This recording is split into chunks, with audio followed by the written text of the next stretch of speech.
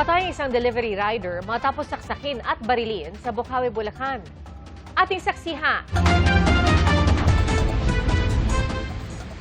Naghahanap buhay bilang delivery rider ang 40 anyos na si Warren de Guzman sa Bocaue, Bulacan noong Martes. Pero hindi akalain ng kanyang pamilya na yun na pala ang huling araw na makikita siyang buhay. Sinadyang pinalabo ang video ito para sa seguridad ng may-ari ng CCTV. Dito, dinig ang mga putok ng baril kung saan naghahatid noon ng parcel ang biktima. Doon siya pinagsasaksak at pinagbabaril ng magkapatid na lalaki.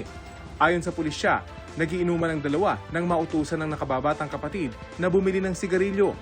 Nagsumbong dun sa kuya na pinagtripan daw siya ng rider.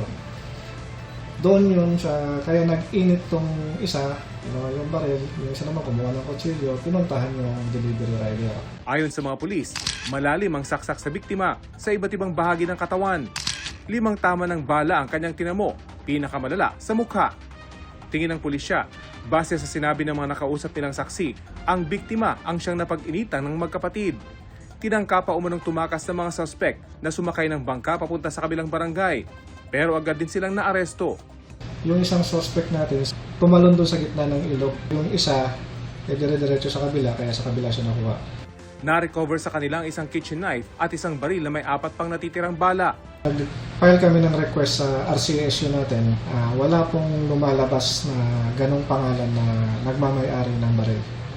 So, yung firearm natin is a lost firearm. Labis ang hinagpis ng ina ng biktima, lalo't kamamatay lang ng ama nito. Kamamatay lang na asawa ko. Hindi pa nga anak ka, isang buwan pa lang eh. Anak ko naman na wala. Bakit nila ginano? Wala namang kasalanan. Nakulong man ng